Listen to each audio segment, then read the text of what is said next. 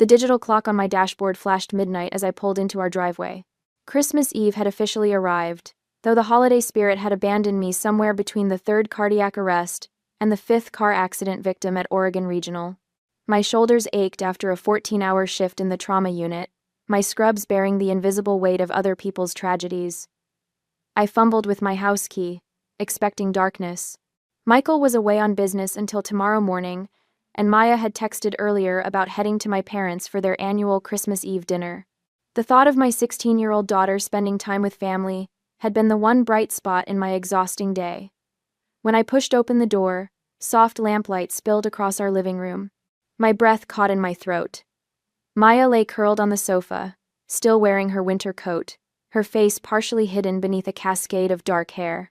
Her chest rose and fell in the shallow rhythm of troubled sleep.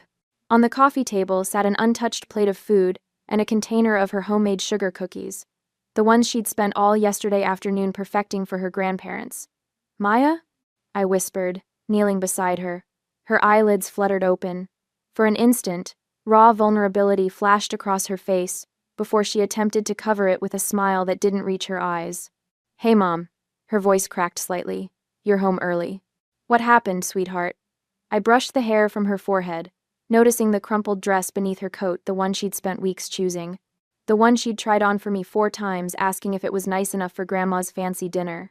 The dress was wrinkled now, its delicate fabric bearing the evidence of hours spent curled in defeat on our sofa. As she sat up, the living room light caught the faint tracks of dried tears on her cheeks. "Nothing happened," she shrugged, reaching for nonchalance and missing by miles. "I just didn't stay very long." "Maya." I took her hands in mine.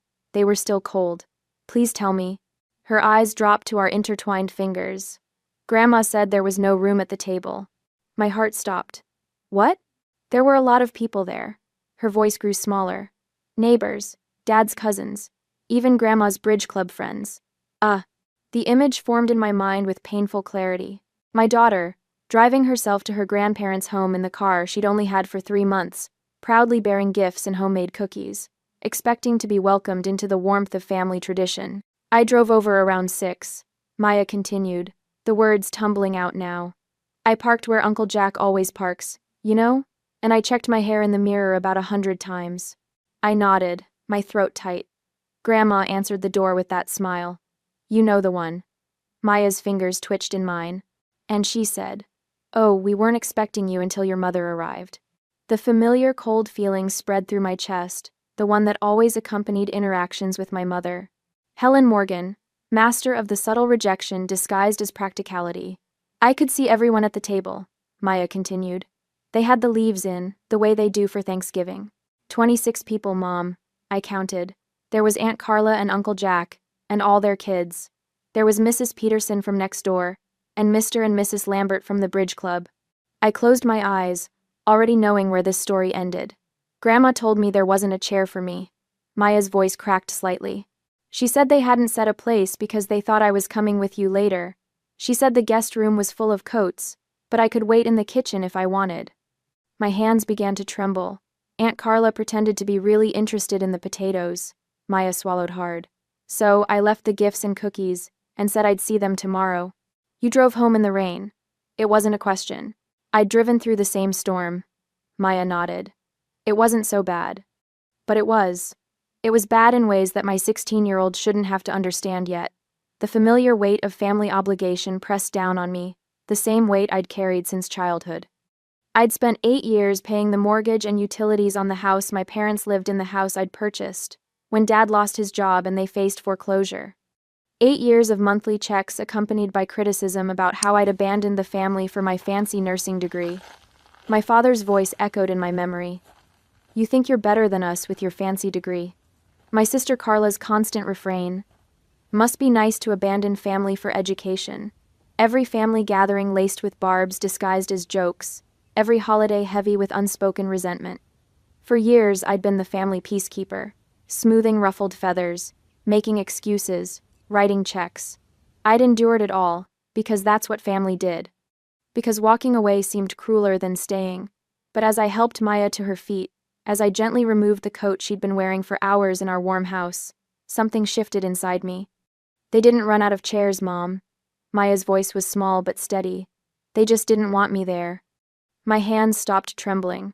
I helped my daughter to bed, my voice steady despite the storm raging inside me. I tucked her in as if she were still a child, though her long limbs barely fit under the quilt my grandmother had made. I watched her eyelids grow heavy with the emotional exhaustion of the evening. "Never again, sweetheart," I whispered as she drifted off. "Never again." Later, I heard the front door open and close quietly. Michael's familiar footsteps crossed the living room, followed by the soft thud of his suitcase being set down. "Steph?" he called softly. I met him in the hallway, the untouched plate of food and unopened container of cookies still on the coffee table, telling a story I couldn't yet bring myself to repeat. When I finally explained what had happened, I watched shock transform his features. "They turned her away?" His voice held the disbelief of someone who had grown up in a normal family, someone who couldn't quite grasp the particular cruelty of mine. I nodded, something cold and clear crystallizing inside me. My mother's petty tyranny, my father's weak submission, my sister's jealous complicity. In the quiet of our home, with my daughter sleeping down the hall, I made a decision without speaking it aloud. The decision every parent eventually faces, the moment when compassion for others must bow to the fierce protection of your child. Some people didn't deserve second chances. Some tables weren't worth having a seat at, and some chairs were better left empty. The next morning, the manila folders lay spread across our kitchen table, an archive of 8 years of financial servitude. Michael stood behind me, his hand a steady weight on my shoulder as I traced my finger over the neat rows of numbers in my checkbook register. $1,300, I whispered, flipping through page after page of identical entries, every month for 8 years. "That's over $100,000, Steph." Michael's voice held no judgment, just the quiet calculation of a man who worked with numbers for a living. I'd risen before dawn on Christmas morning, my body clock still calibrated to hospital shifts despite the rare day off. While Maya and Michael slept, I slipped into my home office and unlocked the bottom drawer of my filing cabinet. The records I'd kept out of habit rather than intention now spread before us like evidence at a crime scene. "Look at this." I pushed a property tax statement toward Michael. "The house is solely in my name. I'm not helping them with their mortgage. There is no mortgage. I bought that house outright." Michael nodded, his jaw tightening as he scanned the document. "And these payments?" "Utilities, property tax, home insurance, maintenance." Each word felt like a stone dropping into a deep well. "I've been paying for everything, for years." The kitchen light cast harsh shadows across the growing pile of evidence. Bank statements showed regular transfers to my sister Carla for her children's private school tuition. Credit card bills detailed gifts purchased for nieces and nephews, laptops, gaming systems, designer clothes, while Maya had learned to keep her wishes modest. "Remember last Christmas?" I pulled out a credit card statement. "I bought Carla's daughter Lily that $1,000 laptop for her coding class. Maya asked for art supplies, just watercolors and decent paper." Michael's finger traced down to a handwritten note I'd made on the statement margin. Helen said Maya's request was finally reasonable. Beneath that, another folder held a stack of birthday cards from the past 5 years. Each one from my parents contained a crisp $20 bill for Maya. Each one for Carla's children contained checks for hundreds. "I should have seen it sooner," I whispered. The morning light strengthened, illuminating a small leather-bound book I'd found tucked between Maya's mattress and box spring while putting away clean sheets last month. I hadn't meant to read it then, respecting her privacy. Now, with her permission given in a sleepy morning conversation, I opened the journal to the pages she'd marked. "Grandma told everyone my art award wasn't real because my school gives them to everyone. It was the regional showcase winner, only one student from each high school. Oh. Cousin Lily's dance recital today. Everyone went. Grandma said there wasn't enough room in the car for me. Found out later they took 2 cars. Christmas at grandparents again. All the cousins got Apple Watches. I got socks. Mom looked sad but didn't say anything. I don't want to make it worse for her." The last entry, dated just 2 months ago. "Haven't told Mom about Thanksgiving dinner. She works so hard. No point making her feel bad when she can't fix Grandma anyway." My hands trembled as I closed the journal. "She's been protecting me." "While you've been protecting them," Michael said, his voice tight, "you've been paying for your own daughter's rejection." The kitchen grew quiet, except for the gentle hum of the refrigerator. Outside, a neighbor's child shouted with Christmas morning delight. Inside our home, the only gift being unwrapped was the harsh truth of years of exploitation. This isn't about one dinner, I said finally, clarity replacing the confusion that had clouded my judgment for years.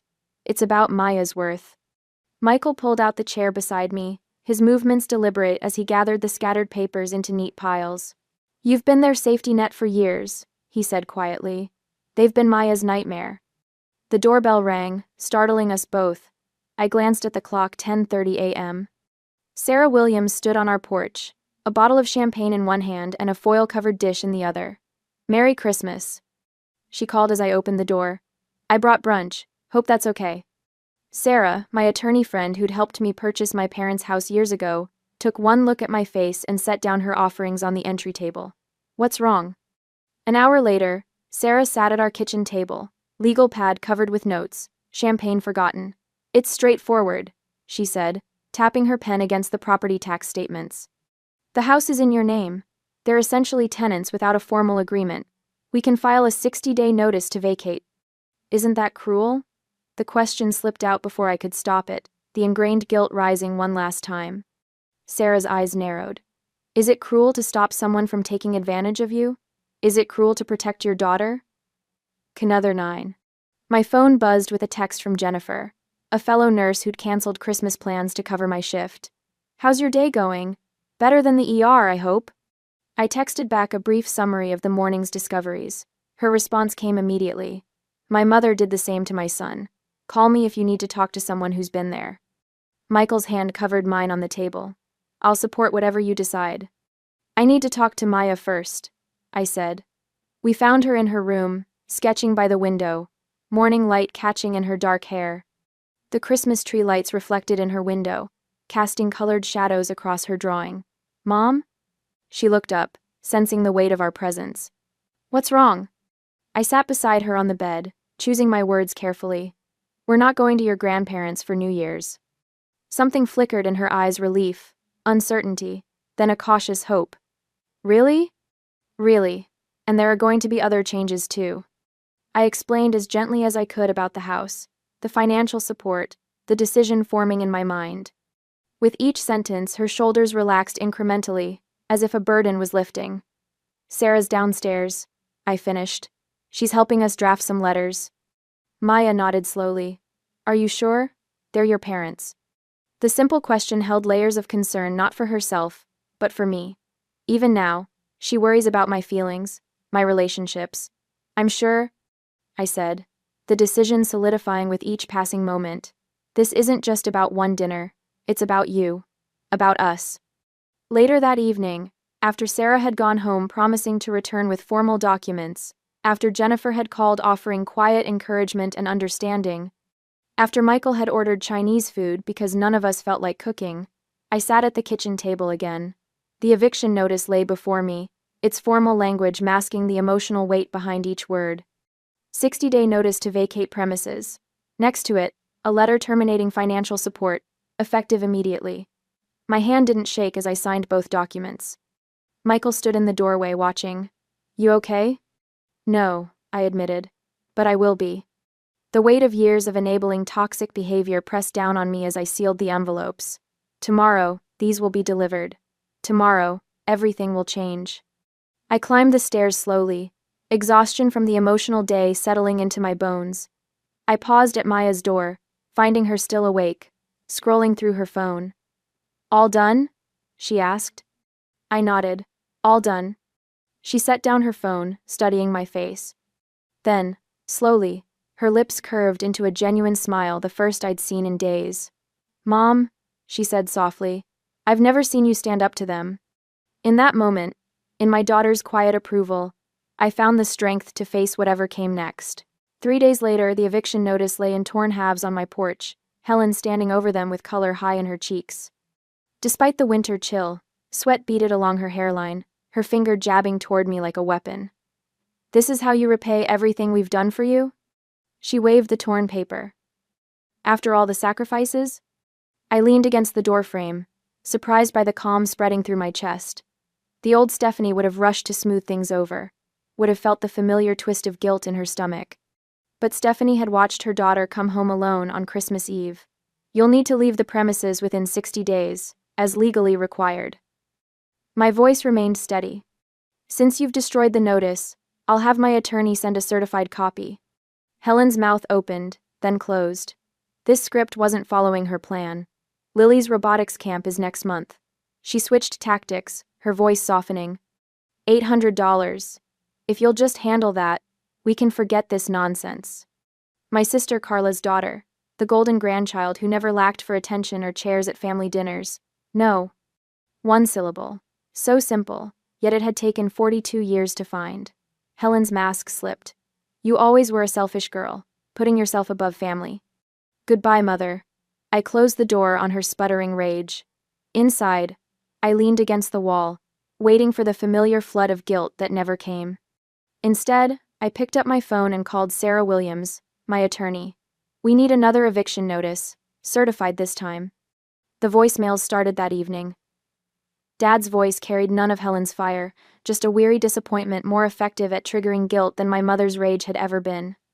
Stephanie, you're destroying this family over nothing. Your mother is beside herself.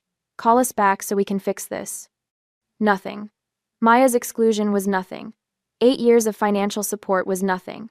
I deleted the message. By morning, my phone buzzed with extended family. Uncle Robert asking what this nonsense was about evicting my parents. Aunt Susan, wondering if I was having some kind of breakdown. Cousin Beth, suggesting I speak with my pastor about honoring thy father and mother. Then came Carla's Facebook post, shared by 17 family members before lunch. Prayers needed for my elderly parents facing homelessness because my sister has abandoned her family responsibilities. Some people forget who was there for them when they needed help. The bank manager looked uncomfortable as I sat across from him, requesting the termination of automatic payments to my parents' accounts. These have been set up for 8 years? He asked, scanning the screen. Yes, mortgage, utilities, property tax, and a monthly stipend. I placed my driver's license on the desk. All of it ends today. His fingers tapped across the keyboard. And you're certain? Completely. I met his eyes. I'd also like printed records of all payments made to date. He nodded, clearly relieved I wasn't emotional. People expected tears from women changing long-established financial arrangements. They expected wavering and second-guessing. They didn't expect the calm that comes with absolute clarity. At home that evening, I created a folder on my laptop, documentation. Inside went scanned bank statements, property records, showing my name as sole owner, and screenshots of Carla's posts. I started a new document titled Communication Timeline. Every call, text, and voicemail would be noted. Their tears never stopped them from hurting Maya. The thought appeared in my mind with crystal clarity as I typed. Why should my tears stop me from protecting her? Michael found me in the home office. Printouts spread across the desk. Security cameras arrived, he said, setting a box on the floor. I'll install them tomorrow. I nodded, adding a note to the timeline about Helen's visit. Your mother called my cell. Said I needed to control my wife. His laugh held no humor. I told her I've never tried to control you, and I'm not starting now. Said, thank you. I reached for his hand. Stephanie. His voice softened. Are you sure about this? I've never been more sure of anything. I squeezed his fingers. They had 26 people at that table, Michael. 26 people, and no room for Maya. 26 people, and no room for Maya. 3 days later, Helen ambushed me outside the hospital. My night shift had ended at 7 a.m., and I was walking to my car when her voice sliced through the crisp morning air. After all we've done for you. She stood blocking my path, Raymond beside her looking uncomfortable in the harsh fluorescent lights of the parking garage. 2 nurses from my unit slowed their pace, watching with concern. I gave them a small nod to indicate I was okay. What you've done to Maya is unforgivable, I said, keeping my voice measured. 1 dinner. Helen threw her hands up. This is about 1 dinner? You're throwing your parents out on the street because your daughter didn't get special treatment? Special treatment? The words escaped before I could contain them. She's my child, your granddaughter. She drove herself to a family dinner and was told there wasn't room. We didn't expect her until you arrived. There were 26 people at that table. My voice remained steady. Neighbors, bridge club members, everyone but Maya. Helen stepped closer. I have always put this family first. I have sacrificed everything. The house is mine. The bills are ending. Maya deserves better. I moved past them toward my car. Any further communication should go through my attorney. You ungrateful. Helen's voice rose, echoing through the concrete structure. One of the nurses turned back, witnessing Helen's mask slip completely. She's paid your mortgage for 8 years, the nurse called, surprising me. Jennifer, who had listened to more family stories during our breaks than anyone should have to endure. This is a private matter. Helen snapped. Not when you're harassing my colleague in our workplace. Jennifer folded her arms. Later that week, Pastor Thomas called. Your mother spoke at the prayer group, he said carefully. She gave quite a performance. I imagine she did. I wanted you to know I've spoken privately with several members who heard her version of events. His voice was kind but firm. I reminded them that family situations are rarely as simple as they appear from one perspective. Thank you. The lump in my throat caught me by surprise. Boundaries aren't unchristian, Stephanie. Neither is protecting your child. The next morning, Maya's therapist confirmed what I already suspected. This exclusion pattern shows clear intentionality. Dr. Winters said. It's not accidental, and it's having a significant psychological impact on Maya's sense of belonging and self-worth. I nodded, adding her assessment to my growing documentation. Day 35 brought the moment that shifted everything. The process server delivered the certified eviction notice, not to my parents' home, but to the family Sunday dinner I knew they'd be attending at Carla's house. A calculated decision that I didn't regret. Within hours, my phone lit up with a call from cousin Martha. They're living in your house? All these years? Her voice was stunned. Helen told everyone you were helping with a few bills, because Raymond had been so generous with your college tuition. And ever proceed? Dad lost his job. They were facing foreclosure. I bought the house and let them stay in it. Good Lord. Martha's voice dropped. And you've been paying everything? Mortgage? Utilities? For 8 years. Silence stretched between us. Martha, they told Maya there wasn't room at the table on Christmas Eve. 26 people, including neighbors and the bridge club, but no room for my daughter. Martha's voice hardened. That sounds like Helen. The dam broke. Within days, the carefully constructed narrative Helen had built began crumbling. Extended family support evaporated as financial truths emerged. Uncle Robert stopped calling. Aunt Susan's concern shifted from my mental health to Helen's manipulation. I continued building my documentation wall. Maya's exclusion timeline spanned 5 pages. Birthday parties where she was the only grandchild not invited. Family vacations where there wasn't enough room in the car. Holiday gatherings where her gifts were noticeably smaller or absent entirely. Sarah, my attorney, reviewed the growing file with professional detachment. Let them make their choices, she advised. We document the consequences. On day 45 of the 60-day notice, I was reviewing property tax records when my phone buzzed with a text from Carla. I hadn't heard from my sister directly since the eviction notice was delivered to her Sunday dinner. We need to talk alone. I stared at the screen, detecting an unusual sincerity in those 5 words. My finger hovered over the reply button. Are you still sure about this, Mom? Maya stood in the doorway, watching me with worried eyes. I looked up at my daughter, stronger now, sleeping through the night again, laughing, returning. The weight of obligation felt lighter each day. We moved forward without the burden of their approval. Some bridges can't be unburned, I said quietly. And some shouldn't be.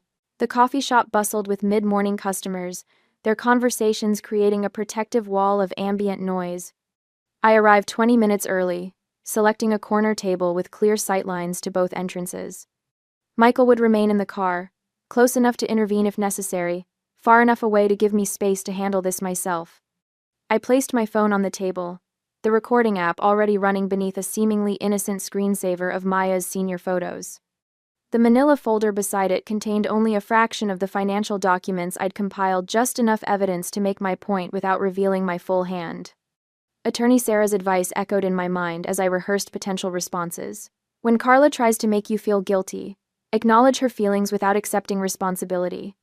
When she minimizes Maya's exclusion, redirect to documented facts. I straightened my spine as Carla pushed through the door, her designer purse swinging from her arm. The familiar knot formed in my stomach, the Pavlovian response to family confrontation that had controlled me for decades. I won't let guilt replace boundaries again. I whispered to myself as she approached. "You look tired," Carla said by way of greeting, sliding into the seat across from me. Her critical assessment wasn't entirely wrong. All these days of standing firm against escalating family pressure had taken its toll. "How are you, Carla?" I kept my voice neutral, noting how she immediately scanned the folder on the table. "This family situation is breaking Mom's heart," she replied, stirring her coffee with unnecessary vigor. "We need to stick together, Stephanie. That's what family does." I waited, letting silence do the work. "They don't believe you're really going through with the eviction," Carla continued, lowering her voice. "Mom keeps saying you'll come to your senses before the deadline." "Have they started packing?" I asked, already knowing the answer. Carla's gaze dropped to her cup. "It's hard for them at their age.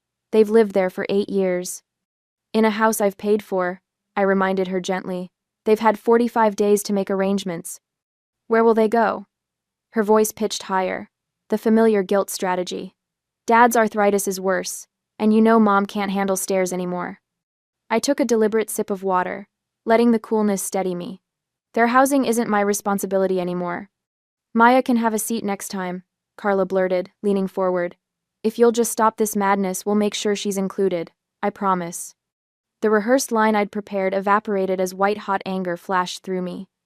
I reached into the folder and slid a single page across the table.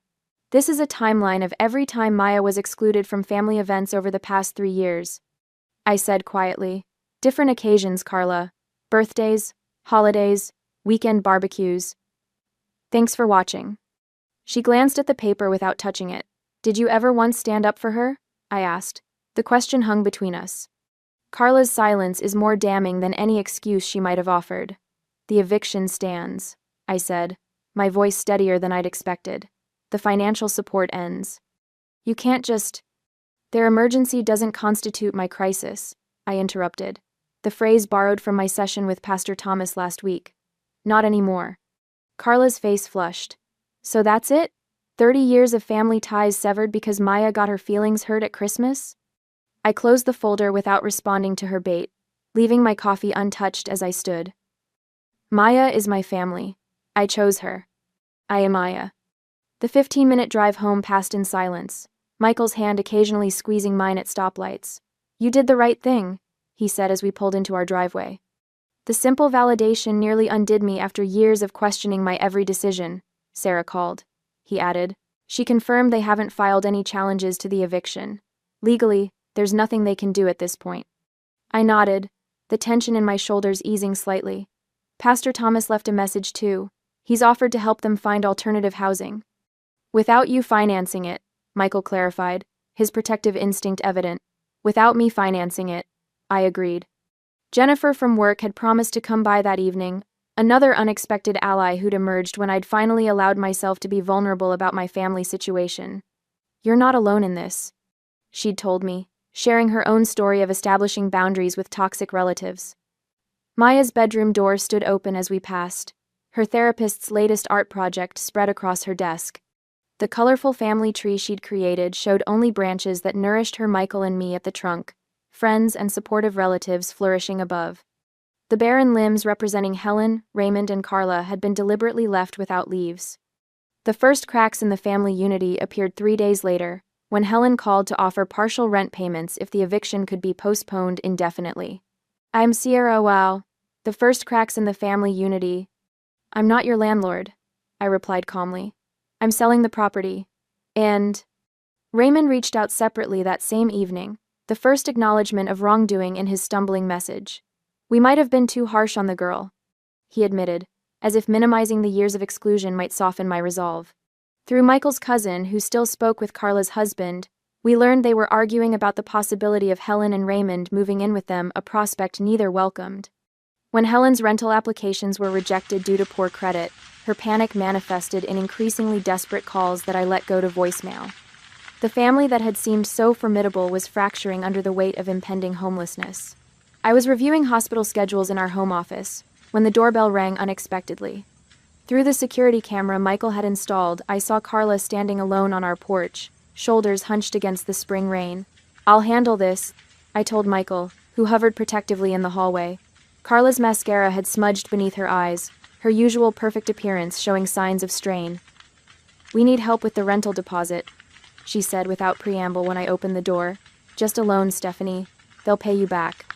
The request might have worked 2 months ago, triggering my caretaker instincts and opening my checkbook without question. "You saw them turn Maya away," I said instead, my voice quiet but firm. "You sat at that table and said nothing." Something shifted in Carla's expression, the first recognition of consequences beyond inconvenience. "I didn't think you'd actually go through with it," she whispered. "That was your choice," I replied, feeling no triumph at her distress. "This is mine." "This." She left in silence, her final attempt at manipulation falling flat against the boundary I'd established. From her window upstairs, Maya watched her aunt's departure. I found her there moments later, her expression thoughtful rather than victorious. "Are you okay, Mom?" she asked, reaching for my hand. In that moment, I realized the true measure of our healing, that my daughter now worried about my well-being as much as I worried about hers. The knowledge strengthened my resolve even as it softened my heart. "I'm better than okay," I told her, and for the first time in months, it wasn't a lie. Day 58 arrived with the inevitability of a ticking clock. I stood at my living room window, watching 6 cars pull into our driveway one after another. The family intervention my mother had orchestrated unfolded with military precision, just as I'd expected. "They're all here," I called to Michael, who was helping Maya with her calculus homework at the kitchen table. Michael looked up, his expression calm but resolute. "Right on schedule." I smoothed my hands over my cardigan, steadying the slight tremble in my fingers. 2 days before the eviction deadline, Helen had pulled out her final weapon, the extended family. The doorbell rang. I opened it, to find my mother, surrounded by a semicircle of relatives: Aunt Louise, Uncle Thomas, cousins Brenda and Patrick, and my father's brother Frank with his wife Dorothy. Helen's eyes were already glistening with rehearsed tears. "We need to talk as a family," she announced, pushing past me without waiting for an invitation. They filed in, faces wearing identical masks of concern. Michael and Maya joined me in the living room as our uninvited guests arranged themselves on our furniture like a jury. "Stephanie," my father began, his voice carrying the practiced cadence of a prepared speech. "The Bible tells us to honor thy father and mother. Have you forgotten that commandment?" I met his gaze steadily. 8 years of mortgage payments had purchased me the right to this moment. "We're not here to judge," Aunt Louise added, though her tone suggested otherwise. "But your parents are in their 70s. Do you want them dying on the streets because you've had some misunderstanding?" Helen dabbed at her eyes with a tissue. "I never meant to hurt anyone," she whispered. "There must have been some confusion about Christmas Eve." Maya shifted uncomfortably beside me on the sofa. I felt her tense when Helen looked directly at her. "Think about Maya's reputation in the family," Helen said softly, her voice laced with subtle threat. "She'll be known as the reason her grandparents lost their home. Is that what you want for her?" I placed my hand over Maya's. Her fingers were cold. The pressure had been building steadily since the eviction notice. Pastor Thomas had called 3 times, urging Christian reconciliation. Church members phoned with thinly veiled concerns. Yesterday, my supervisor had mentioned my family situation was causing workplace tension after Helen had called the hospital in tears. An anonymous letter had appeared in our mailbox, suggesting an elder abuse investigation was possible. The extended family hinted at financial exploitation since my name was on the deed, but I was forcing elderly relatives into homelessness. Even Michael hadn't been spared. Frank had cornered him at the hardware store, asking pointed questions about controlling his wife's decisions. "Maybe we should let them stay until they find someplace," Maya whispered when the family broke into smaller conversations. "Just until they have something lined up." My heart twisted. After everything, Maya's capacity for compassion remained intact.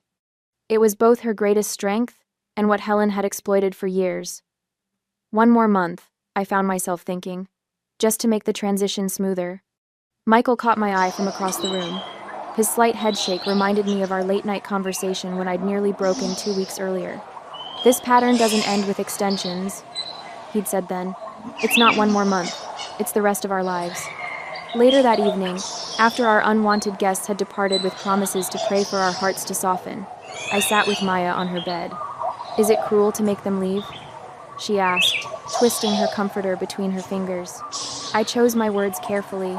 There's a difference between boundaries and cruelty. Boundaries protect us from harm. Cruelty aims to cause pain. But they'll have nowhere to go. They've had 60 days to find somewhere. They have savings, social security, and your Aunt Carla's home has 3 empty bedrooms. I took Maya's hands in mine. They're counting on you giving in. That's why they brought up your reputation. They know your kindness is their best weapon against us. Understanding dawned in Maya's eyes. Like Christmas Eve, when Grandma said there was no room, there were empty chairs at the end of the table. Exactly like that. The final day arrived with strange calm. Michael, Maya, and I sat in the living room as the security cameras showed Helen and Raymond pulling into the driveway in their Buick, followed by a small rental truck. No sign of Carla. She'd stopped speaking to our parents after they'd tried moving into her home last week. I'd prepared for every contingency. Sarah, my attorney, stood discreetly in the kitchen, reviewing final paperwork. A process server waited in his car down the street, in case Helen refused to sign the property release. The property manager I'd hired was conducting a walkthrough, documenting the condition of the house for legal purposes. The doorbell rang at exactly noon. Helen's face hardened when she saw the clipboard in my hands. "After everything we've done for you," she hissed. I felt Maya stiffen beside me, but her voice remained steady. "Would you like some water before you start loading the truck? It's warm today." Helen ignored her. "This is your last chance to be reasonable, Stephanie." I handed her the property release forms. "I'm not doing this to you," I said evenly. "I'm doing this for Maya." Something shifted in my father's expression, a flicker of recognition I'd never seen before. "We should have treated the girl better," he said quietly, not to me, but to Helen. "We shouldn't have kept her waiting in the kitchen that night." It was the closest thing to a genuine apology I'd ever heard from him. Helen snatched the papers from my hands, signing with angry strokes before thrusting the clipboard back at me. "You'll regret this when we're gone," she said, voice trembling with rage rather than tears for once. I took the keys she held out. "I already regret the years I let you hurt my daughter." The loading process took less than 2 hours. Helen and Raymond had accumulated surprisingly few possessions in the 8 years they'd lived in my house. Most of the furniture belonged to the property, purchased by me when they'd moved in with nothing to sit on. Michael helped carry the heavier items, despite Helen's cold silence. Maya wrapped fragile photographs in the newspaper without being asked. I stood in the doorway, watching the family power dynamics shatter with each box loaded into the truck. Their new address was listed on the rental agreement, a cramped 1-bedroom apartment in a building with peeling paint across town. When I drove by yesterday, an eviction notice had been posted on the door of Unit 3C. They'd already found new landlords to manipulate. The extended family who'd arrived in force for the intervention were notably absent today. Reality had finally penetrated the fog of Helen's manipulations. 8 years of financial support ending, 60 days of warning ignored. The consequences now are impossible to avoid. There were no dramatic scenes, no shouting matches. Just the quiet finality of closing doors and signed documents. I stood in the doorway with Maya and Michael as the rental truck pulled away, followed by my parents' Buick. Helen didn't look back. Raymond lifted his hand in a brief, uncertain wave. When they disappeared around the corner, I closed the door with a soft click, the symbolic sound of one chapter ending. The next morning, Maya found me in the kitchen, concern etched across her features. "There's a for sale sign in the yard," she said. "Are we moving because of them?" I pulled her into a hug. "We're moving forward, not away." My phone buzzed with a notification, a blocked number leaving a voicemail. Helen, most likely, with one final attempt to regain control. I held my finger over the delete button, considering. "Some messages don't deserve to be heard," I said, pressing delete before the red badge could tempt me into listening. The message vanished, along with the last of my guilt. The morning sun streams through our bay windows, casting golden rectangles across the dining table where college brochures fan out like a paper garden. Maya's fingertips trace the embossed logo of her top choice, while Michael refills our coffee cups. 2 years have transformed our lives completely. Oregon State has that environmental science program I told you about, Maya says, tucking a strand of hair behind her ear. The dark shadows that once lived beneath her eyes have vanished, replaced by a quiet confidence that makes my heart swell. I study the photographs lining our hallway. Maya at her science fair victory, her hiking trip with friends, her smiling face receiving her acceptance letter. Each image captures the steady rebuilding of her spirit, brick by brick, smile by smile. Whatever you choose, we're behind you, Michael says, his hand finding mine under the table. Our new home breathes with lightness. Friends drop by unannounced, colleagues stay for impromptu dinners, and the relatives who stood by us occupy the guest rooms during holidays. There's a peace here that feels both earned and natural, like we've finally found our proper altitude after years of struggling to breathe.